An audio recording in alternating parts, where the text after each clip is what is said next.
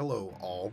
It is April 14th, 2022, and today we are talking about the headlines going on in the world of gaming.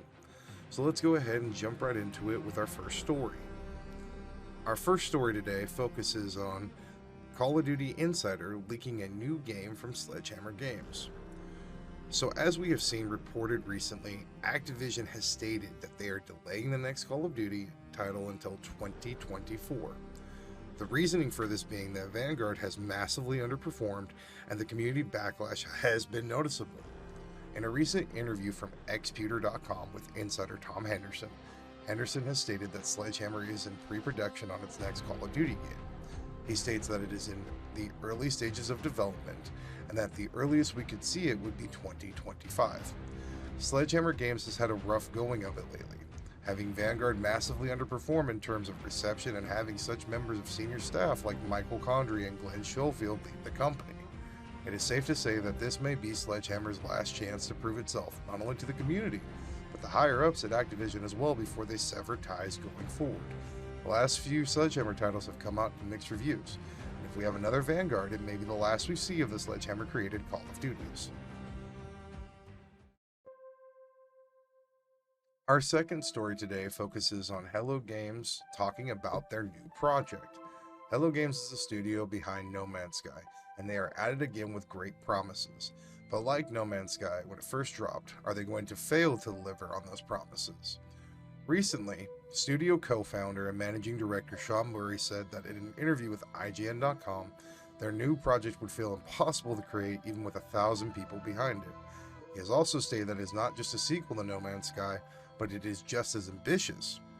Later in the interview, he also states that the game was in very early development as of September last year, but Murray reassured that while No Man's Sky is still receiving regular updates and isn't finished by a long shot, the two games aren't impacting each other's development. No Man's Sky is not being held back by the next project, but neither is the new thing being slowed by No Man's Sky. He said, "We're lucky enough to be able to allow folks to move freely to work on what excites them. We all witnessed the pre-release of No Man's Sky and how massively it flopped. So hopefully they have learned from their mistakes and taken their time to nurture what could be a next level title in the making." Alright guys, and for a final piece of news today, this may feel like more of a rant piece than it is a news piece, but for me, this news comes from not only the heart, but I guess a place of sourness, and I guess this is where we'll start. And our third piece of news is, and this is more of a hot take than anything, is Halo Infinite is officially the new 2,000 viewer Halo. I don't like talking about this, but it's something that I need to say. I have been an avid fan of Halo for a very long time. I've been playing since Halo 1 and have put thousands of hours into this franchise. Like everyone else, I was super excited for Halo Infinite. It released early, which was awesome.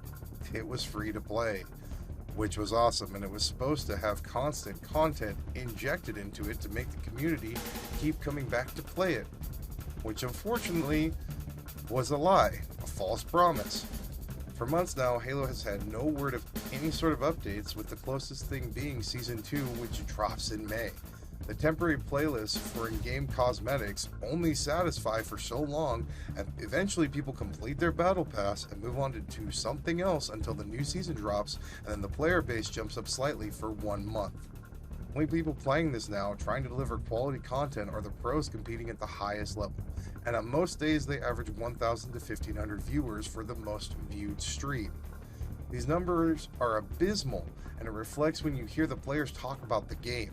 They are annoyed, pissed off, and frankly done being told we are working on it. 343 dropped a game with almost no roadmap besides competitive and said, "Here you go." It is no wonder why Halo Infinite sits at about 2,000 average viewers on Twitch right now, behind the Master Chief Collection, which has been out for over 8 years, and it is just Halo 1, 2, 3, and 4 on the next generation of console. How can you screw up so bad that your newest title is being watched less than games that were produced over a decade ago? I have stopped playing Halo. As a fan, it's very hard to watch one of your favorite franchises slowly die, and I can't do it anymore. I want to see the success that it once had, but we may be at a point now where 343 just doesn't care anymore, and if they don't care anymore, it's hard for your community to care anymore. So hopefully we see a resurgence, and I'm hoping the best for Halo going forward. But guys, that's going to do it for me. Did you guys enjoy the video? If so, please do me a favor and like and subscribe. And comment down below if there is something you would like me to talk about concerning gaming news. Have a great day, guys, and be beautiful.